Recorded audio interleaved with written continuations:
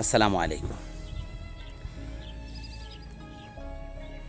সম্মানিত দর্শক, আজকে আমি নিয়ে আসছি আপনাদের এক ভাইয়ের লাউ ক্ষেতে। এটা অবশ্য নতুন লাউ ক্ষেত। রমজান কুরবানির ঈদের পর লাউ আসবে, এখনই এসছে।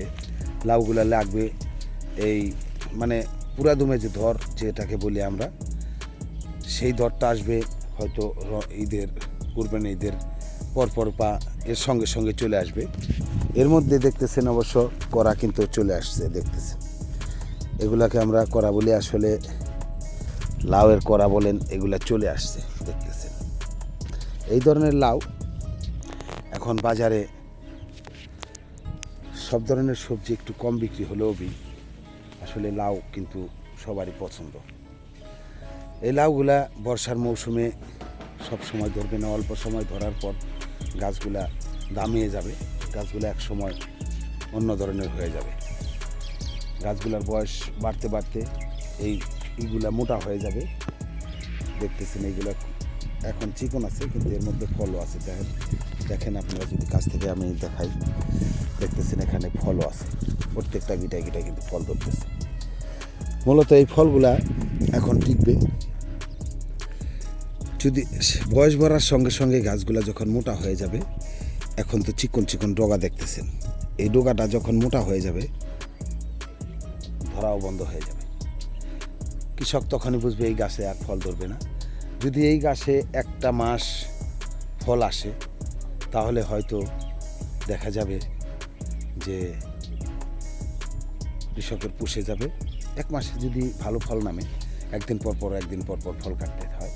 15 দিন যদি ফল কাটতে পারে তাহলে এনাফ, বেশি লাগে না, অল্প সময় হলেই হয়ে যায়। তো বিশেষ করে আমরা লাউ এই কারণেই বুনি, দেশের মানুষে সবাই লাউ পছন্দ করে।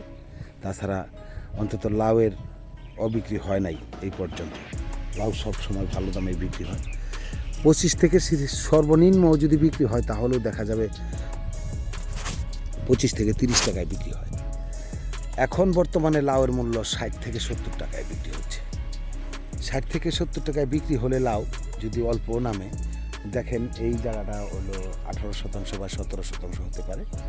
এই জায়গাটুকুর ভিতরে যতটুকু জমি আছে তার পুরোটাই জাংলা আবদ্ধ করেছেন।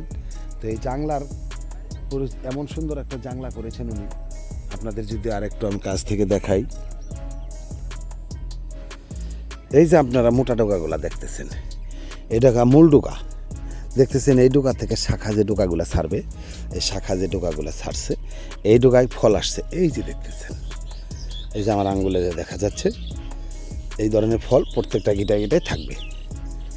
তো মূলত বর্ষার এই মৌসুমে অল্প হলেও ভালো মতোই ধরে, ভালোভাবে বিক্রি হয়। শীতের মৌসুমের এই সব ধরনের সবজি মূলত শীতের মৌসুমে পাওয়া যায়।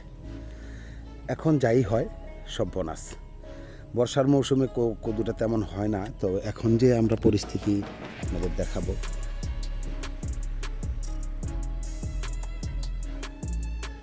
লাউ কিন্তু পুরা জমিতে খুবই কম, দু এক পিস করে লাউ নেমেছে নতুন।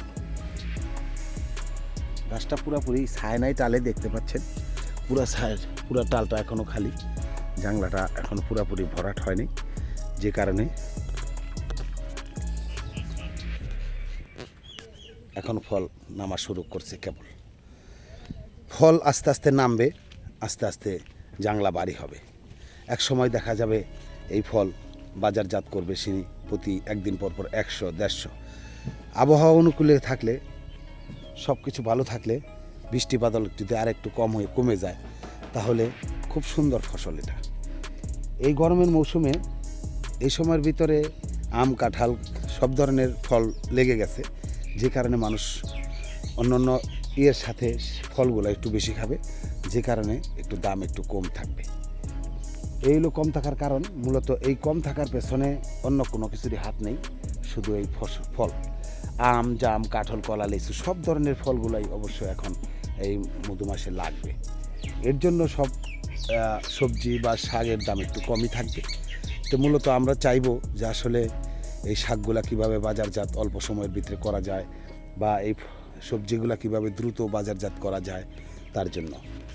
অবশ্যই এখন যে সময়, এই সময়টার ভিতরে এই গাছটা পুরোপুরি যখন ধরা আসবে সে সময়টা হলো গিয়ে আপনার কুরবানি ঈদের 2-4 দিন পর থেকে শুরু হবে ভালো একটা দর। এই ধরে যদি কৃষকের পুষে যায় তাহলে আর দরকার হবে না, যতদিন ধরে আলহামদুলিল্লাহ খুব ভালোই হবে আশা রাখি। তো এখন যে গাছের অবস্থা দেখা যাচ্ছে, এই গাছে কিন্তু পূর্ণাঙ্গ একটা যৌবনের সময়। এক একটা পাতা দেখছেন কত বড় বড় পাতা, যৌবন। এখন যৌবনে এই গাছগুলো আছে, তো পরবর্তীতে আস্তে আস্তে আস্তে আস্তে ফল ধরবে আর একটু একটু বুড়া হবে। তবে এটা যদি সময় ভালো থাকে, শীতের সিজন থাকলে অবশ্য 6 মাস থাকে এই ডালটা, কিন্তু এখন তো বৃষ্টির সময়, ঘন ঘন বৃষ্টি যদি আসে তাহলে অল্প সময়ের ভিতরে এই ডাল বুড়া হয়ে যাবে, সবজি ধরা বন্ধ হয়ে যাবে, তখন এটাকে আবার হয়তো ভেঙে ফেলতে হবে। তবে 1 মাস যদি বিক্রি করতে পারে এই সবজি, এই লাউ, তাহলে দেখা যাবে যে অবশ্য খুব ভালো দামে বিক্রি হচ্ছে এবং পুষেও যাবে কৃষকের। তো আজকে আমি যতটুকু পারলাম আমাদের এই গান্ধারিয়ার চক থেকে আপনাদের আমি দেখানোর চেষ্টা করলাম। ভালো থাকবেন, আমার জন্য দোয়া রাখবেন। বিশেষ করে আমার এই বর্ষা এনজিএল চ্যানেলটাকে আপনারা সবাই সাবস্ক্রাইব করবেন, কমেন্ট করবেন, লাইক দিবেন। ভিডিও যদিও একটু খারাপ লাগে তাও একটু দেখার চেষ্টা করবেন। আমরা অনেক কষ্ট করে ভিডিও আপনাদের জন্য বানিয়ে থাকি, সাধারণত কাজের ফাঁকে কাজ রেখে এই ধরনের ভিডিওগুলো আমরা করার চেষ্টা করি। ভালো থাকবেন, সবাইকে শুভেচ্ছা জানিয়ে আজকের মতো বিদায় নিলাম। আল্লাহ হাফেজ, আসসালামু আলাইকুম ওয়া রাহমাতুল্লাহি ওয়া বারাকাতুহু।